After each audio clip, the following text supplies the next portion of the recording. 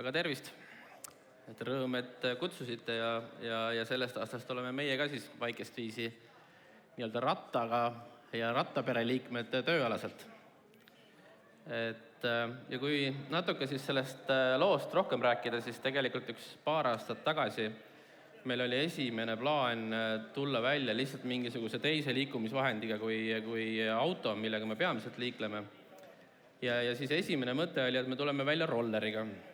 Aga rolleril tekkis paratamatult nagu see olukord, et seal ei ole eelist, et sa pead ikkagi nagu tee peal sõitma. Ja siis me lõpuks selle aasta algus otsustasime, et need rollerid ja muud asjad ei kõlba nagu kuskile, et ratas on ikkagi see vahend, mis annab meile liikluses tõenäoliselt eelise, mida siin ka eelkõnelejad on rääkinud. Ja otsustasime siis, et me paneme endale Tallinna kesklinnas liikvele rattapatrulli. Ja ütleme, teine kaalukeel oli siis see, et kui varasemalt meie kontor asus Paabli tänaval, mis on Koplis, siis sõltumata sellest, kus sa Tallinna linnas asud, siis kogu aeg on Tallinna linnas liiklusummikud, see tänav, kus sina tahad liigelda, seal on alati remont ja tegelikult meie kliendid nagu selles mõttes, neid selles mõttes ei huvita, et kui on teeremont, halb ilm või liiklusummikud ja seda eelkõige kesklinnas ja sellepärast sai ka siis see ratas nagu võetud. Miks just selline ratas? Me eeldasime nagu seda, et ta võiks olla nagu selline, mis oleks võimeline nagu läbima igasugust maastikku. Miks elektriratas? Seda jälle sellepärast, et inimesel, kes selle peal nagu tööd teeb, et tal oleks endal ka nagu suhteliselt lihtne oma tööülesandeid täita. Ja nüüd erinevalt võib-olla kiirabist ei ole meil vajadus nagu ratta peal omada nagu nii palju vahendeid kui kiirabil. Me oleme kiirabiga ja politseiga, kes minu teada ka veel rattaga linnas liiklesid kokku saanud. Et meil ei ole nii palju vahendeid nagu siia ratta peale tegelikkuses nagu vaja. Nii et kui sellest rattast või natuke rohkem rääkida, siis tegemist on tegelikult suhteliselt lihtsa sellise Hiina tegelikult päritolu rattaga. Ja see ratas iseenesest on oma hinnaklassilt selline 1500 natuke peale eurot. Ja mina ütlen, et selle raha eest see ratas on oma töö nagu tegelikult praegusel juhul nagu ilusti ära teinud. Et kui meie vahenditest rääkida, siis peamine töövahend, mis meil patrullil on tegelikult nutiseade. Ehk siis kõik oma kommunikatsiooni, häiret teenindamise, kõik selle ta saab tegelikult nutivahendiga ära tehtud ja selle jaoks on meil 2 eraldi hoidikut, et sul on võimalik siis telefon panna nii kotti, kui on niiske ilm, sul on võimalik panna ta lihtsasti nii-öelda lenksu peale. Siis meil on siin taga olemas ka väikene selline kastike ja siin kastis taga on tegelikult selline väikene nii-öelda võtmekast, mis on lukustatud. Ja siin sees on vajalikud objektivõtmed, et mõned objektid on sellised, mille puhul on meil võtit vaja. Ja kes pärast tahab endale jelkurid saada, siis võib siit kotist rahumeeli jelkurid võtta, et neid on siin kõigile piisavalt. Ja ega rohkem tegelikult meil vajadust ei olegi. Kindlasti me tahtsime saada kohverakuga, et me saaksime seda kohvrit võtta pealt maha ja viia laadima siseruumidesse. Siia on peale paigaldatud üks suhteliselt lihtne ja odav alarm, mis kaldenurga muutmisel hakkab karjuma.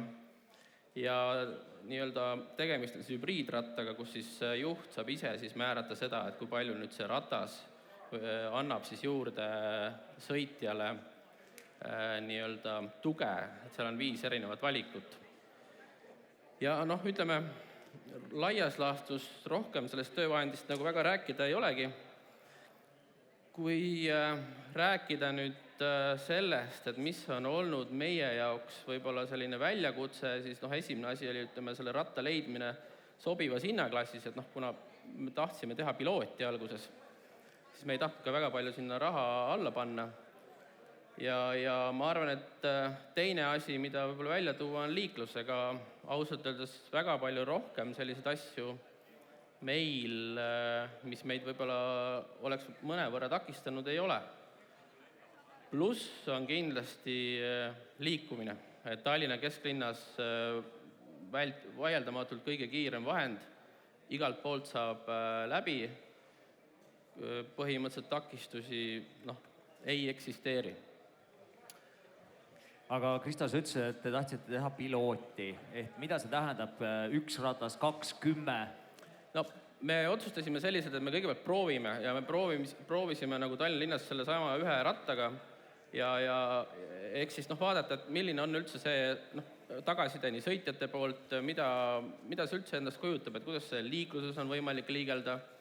Ja nüüd kuna me alustasime selle aasta juunikuu alguses ja lõpetasime septembri lõpus, siis praegu me oleme veendumusel, et Tallinna kesklinnas me võiksime tegelikult neid kasutada ja see on ainus koht, kus me võiksime selle osas saada eelise ja neid võiks olla 2, neid rattaid. Ehk siis järgmisel aastal me tõenäoliselt toome välja ühe ratta veel, küll tõenäoliselt mitte Fäti, et mitte et Fätil midagi viga oleks, vaid me toome ühe ka sellise, millel oleks täis nii-öelda porikaitse, et ma olen siin saalis ringi vaadates ka ühe mudeli juba põhimõtteliselt leidsin. Ja ma arvan, et kui natuke nendest liiklusasjadest veel rääkida, siis mul siin nende piltide peal, mis me siin taga käivad, et siin on siis näha, milline see liiklusoludes see patrull iseenesest nagu välja näeb. Aga siin on üks selline huvitav pilt kohe varsti tulemas, kus on nüüd näha selline põhiline probleem, mis meil nii-öelda rattasõitjate poolt välja toodi, et kui nüüd see rattatee paikneb nagu sõidutee ääres, siis kui sa siit mööda seda teed sõidad ja auto tahab parem pööret teha, siis ega seal sind keegi ei näe. Et see on nagu üks asi. Teine asi, kui me liiklusoludest räägime, et kuna meie tõime oma ratta välja samal ajal, kui hästi palju tuli tõukse linna, siis need inimesed, kes olid pahased tõukside peale, need olid pahased kõikide rattakasutajate peale. Et seda on paaril korral juhtunud, kus on öeldud, et ratas sõidab inimeste vahel. Ja kui me räägime muudest asjadest, siis ausalt ma nagu sellist muud probleemistikku nagu välja tuua isegi ei oska. Et linn iseenesest karjub rattateede järgi ja see on nagu peamine probleem, et kui sa tahad ka alternatiivset vahendit kasutada aga väga väikesel kiirusel, siis tegelikult see kõnnitee tänapäeval ei toeta seda ka absoluutselt. Et ma arvan, et muud takistust nagu Tallinna linnas ei ole, et muidugi sa saad valida erinevad marsruute, et sa saad kasutada kõikvõimalikke teid, aga kui tahta sõita suhteliselt sirget teed ja ühelt tänavalt teise, et siis põhimõtteliselt see rattatee on see, mis on meil puudu. Aga ma saan aru, et see pilootprojekt hõlmas ikkagi seda, et te saate siis klient, kes on teiega lepingu sõlminud, et nende vara kuidagi, te peate, ma saan aru, mingi ajaga sinna kohale jõudma, suhteliselt seal läheduses olema. Aga kui mõni üritus tellib teilt turvateenuse, on mingi suur kontsert näiteks või spordiüritus, et ma ei tea, kui palju te seda küll teete, aga seal võib olla ju hüppeliselt kasvada selle ratturi nagu osakaal, et mitte 2, vaid peaks äkki rohkem olema. No üldiselt selliste ürituste puhul on tõenäoliselt selline, sõltuvalt üritust on küsimus selles, et kas selle ürituse juures on ka mingisugune perimeeter pidev valvamine, räägime näiteks kontserdist või mingitest sellistest asjadest. Et seal kindlasti me ühel korral ka seda proovisime ja järgmisel aastal toome ka sinna need samad rattad välja. Mis puudutab nüüd klientide teenindamist, siis klientide teenindamine käib meil üldiselt selliselt, et me mõõdame iga kliendi asukohta ja lähimat reageerijat. Ehk siis, kui me mõõdame kesklinnas mingist punktist, kus ta häire tuleb, siis me otsime nagu seda lähimat punkti, ükskõik kas ta on rattal või autol, et selles mõttes me ei lase ainult sinna ratast, vaid laseme kõiki, kes meil on üldse reageerimisüksused. Ja kuna me tegime oma selle häiretöötlemise äppi, et siis me saame sinna kaasata tegelikult väga palju inimesi, kes suudavad nagu ühte punkti katta või ühte klienti teenindada. Et selles mõttes see ratas ei ole kesklinnas ainukene, aga vaieldamatult kõige kiirem. Aga investeeringu mõttes ju palju odavam kui auto? Seda küll, et keskmine patrullsõiduk on suurusjärgus 13-14 000, et kuna meie endaga sõidukid on kõik enamalt hübriidsõidukid ja meie autopargis on ka tegelikult patrullsõidukid, mis on elektrisõidukid, et siis selles mõttes nagu hea, et me ise oleme suhteliselt nagu rohelised, ratas on ka suhteliselt roheline ja ta muidugi on odavam ja küll tema selline nii-öelda navigeerimisaeg on pisut lühem, aga ilmastik muutub siin 2 kraadi suhteliselt ruttu väikse aja vältel, et varsti tõenäoliselt võib ainult rattaga sõita, et noh, suusasporti vist niikuinii ei saa varsti enam teha, et siis ma arvan, et võib ainult ratastega sõita. Aga olete vaadanud ka, mis mujal maailmas sellel samal ratas- ja turvateenus toimub, et kas on näiteid, kuidas kuskil mujal? Ega ei ole ausalt öeldes silma jäänud. Ma küll tean seda, et jõustruktuurides on mujal maailmas kasutatud tõukerattaid ja tõukerattaid on kasutatud siis mingisuguses suurema territooriumi sisepiirides. Et seda ma olen küll näinud, Rootsis tean kindlasti, et kasutatakse. Eestis ma ei ole kuulnud, et turvasektoris oleks varem ratast kasutatud sellisel kujul.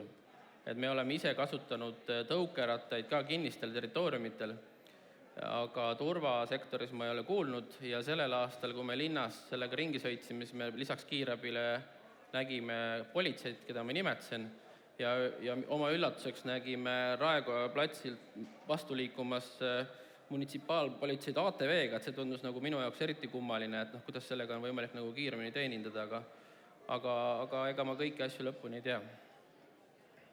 Aga kui üks nants veel tuua siia, et teil on patrullid ju autos, on ju? Autos inimene on passiivses olekus, ei liigu, ma ei tea, päris palju on kindlasti telefonis, tavaliselt need, kes ei liigu, teevad tubakat ka, on ju, et kui me nüüd läheneme niimoodi, et mehi ka hoida nagu väga heas vormis, füüsilises vormis, siis kas see ei ole mingi argument või? Et suvel näiteks 3 kuud, et meil on rohkem patrulle nüüd lihtsalt sellele, et füüsist tõsta. Kui päris aus olla, siis alguses tegelikult pigem oli niisugune pigem väike selline vastaseis, et mis mõttes rattaga. Aga kui me hooaja lõpetasime, et siis tegelikult tuli meil neid inimesi, et tegelikult oleme ausad, et ega on inimesi, kes sektoris töötavad, kellel ei ole juhilube. Aga neid huvitab ainult üks asi, et te ei taha kuivalt istuda ühe mingisuguse objekti peal ja valvata, et keegi ei viiks läbi poekassa midagi ära, siis tegelikult hooaja lõpuks tuli meil 2 tõsist kandidaati, kes ainult selle rattaga sõitsidki, sest neid huvitaski see, et nad saavad pidevalt nagu liikuda, nende töö on selline vaheldusrikas ja ma arvan, et järgmisel aastal on see oluliselt nagu lihtsam meil leida sellist inimeste peale, kes nagu ise tunneb ka, et ma olen nagu ilgelt äge vend ja mulle väga meeldib selle rattaga sõita. Ja sina vist, Kristo, ei olnud siin, kui kiirabi rääkis, et neil oli tegelikult sama oht ja alguses ka sama vastasseis, aga lõpp oli täpselt sama. Põhimõtteliselt oli ikkagi neid, kes tahtsid hirmsalt minna rohkem, kui oli võimalusi pakkuda. No alguses, kui me alustasime, siis see punt, kelle vahel see ratas läks jagunema, oli kuskil selline 4-5 inimest umbes. Hiljem oli neid inimesi natukene rohkem ja siis peale esimest sellist nädalaega tuli siis selline nimekiri asjadest, mis on ka loogiline, et mis võiks olla nagu teisiti. Siis sellest nimekirjast me täitsime ära, see oli vist kokku 11 nimetus, me täitsime põhimõtteliselt nagu kõik need asjad ära, mis oli, see puudutas varustust, näiteks me ostsime rattapüksid, mis olid tegelikult kohe alguses olemas ja pärast tegelikult ei olnudki nagu ühtegi argumenti tegelikult nagu välja tuua, et ainus argument võib-olla inimlikult oli see, et ma lihtsalt ei sõida nagu rattaga.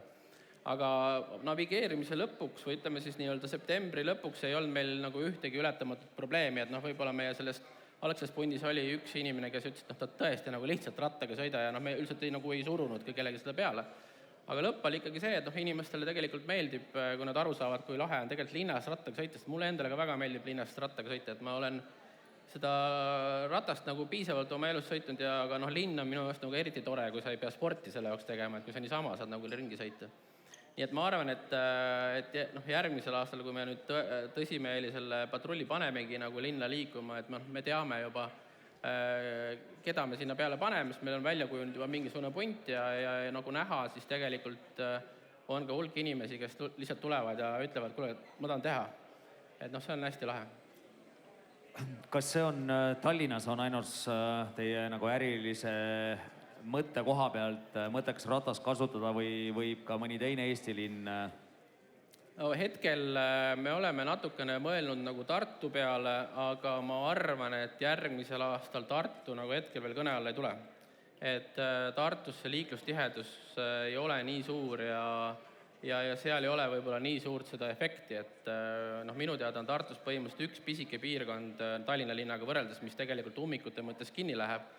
aga Tallinna linnas, noh, seesama Paavli näide, mis ma tõin, et kui me olime Paavli tänaval oma kontoriga, siis remonditi Paavlit, nüüd me oleme Rotermannis, see aasta remonditi Ahtrit, et ma arvan, et ükskõik kuhu poole sa nagu linnas liigud, kesklinna piires kogu aeg tekib samasugune probleem. Ja ma arvan, et see on rohkem nagu Tallinna mure. Ja Tallinnas tõesti on sellel rattal nagu suur efektiivsus. Ja mine tea, võib-olla mõne aja pärast on olemas mingisugune muu asi, mis ei käi enam ratastega vastu maad ja ma usun, et me oleme siis ka kohe 2 käega proovimas. Aga kui minna nüüd teie ettevõtte pealt natuke võib-olla sinna politsei peale või korrakaitseüksused, kes patrullivad siis, ma ei tea, turismihooaeg suvel rohkem, et kas sul on infot, et seal tundub, et need, kes patrullivad, lihtsalt peavad mingeid asja käima, et seal on see eriti nagu vajalik või see kasutus võiks olla suurem? No minu teada politsei ise patrullis nagu 2 inimesega ratastega ja ma usun, et mingil ajal, mida nad tõenäoliselt teavad ise rohkem, on tõenäoliselt oluliselt efektiivsem tõesti ka ratast. Ma ei oska öelda, milline see aeg võiks olla, aga tõenäoliselt turismi kõrguaeg on kindlasti üks moment. Aga mul ei ole väga palju nagu teadmist, et mis on nagu nende plaanid või mida nad tahaksid oma rattapatrulliga edasi teha. Aga me kindlasti järgmisel aastal uurime oma koostööpartnerid Kiirabilt ja politseilt ka, et mis nende plaanid on, et võib-olla me saame sealt midagi õppida ja võib-olla midagi siis ka jagada, et natukene vara läks täna Kiirabi ära, et ma mõtlesin, ma saan nad veel täna kätte, aga nad sõitsid mulle oma ratas peal vastu, kui ma siia jõudsin. Et hetkel ma ei oska öelda, et mida jõustruktuurid nagu plaanivad edasi teha. Kas seal ettevõtte sees, kui see nii-öelda ratas ilmus ja rattapatrull välja käid, et tekkis ka sellist nagu elevust, oli see elevust nagu läbi hooaja, et see, kes rattalt tuli, et temaga just taheti rääkida, kuule, et kuidas oli või?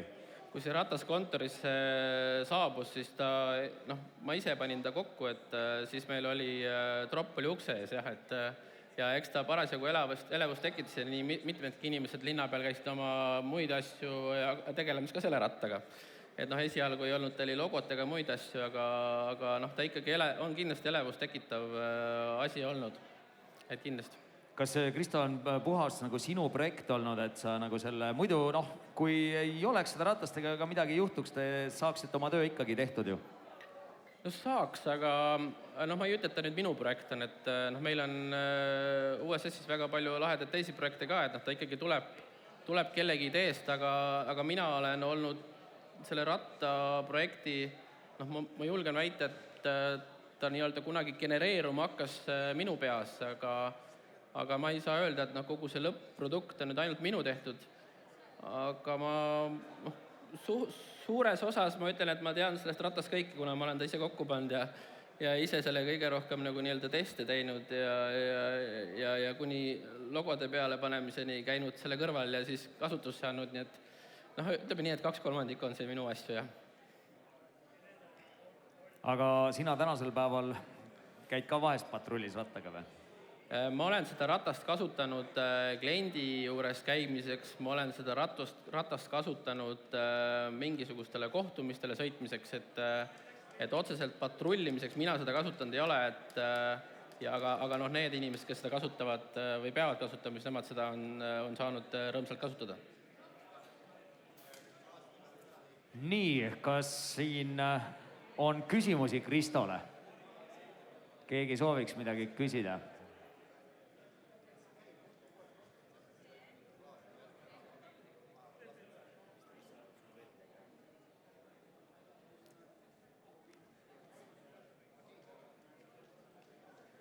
Ei ole küsimusi, jah? Kuna üks ratas, siis ühe ratta peale täpselt 20 minutit on kõik või selles mõttes kõik on ära räägitud, ma saan aru, et Kristo ütles ka, et midagi väga lisada ei ole, et järgmine aasta üks ratas kindlasti juurde, jah? No tahaks loota, jah, et ma juba käisin piilumas siin ja ma sain mõned mõtted, et tahaks natuke teistsugust ja siin oli saalis täitsa olemas selline ratas. Ja ma võib-olla lõpetuseks nii palju lisaks, et kui keegi ikkagi elkurit tahab, et pime aeg on, et siis sealt kotist tagant võib võtta, et me jätame selle koti lahti ja see ratas jääb siia seisma kuni rattalaada lõpuni, et kui ma selle siia tõin, siis oli selle ratta vaatamisega päris palju elevust, et nüüd on muidugi siin neid võrdlusmomenti rohkem, aga mulle endale ka iseenesest see kooslus nagu meeldib. nii, suurepärane. Teeme Kristole suure aplausi.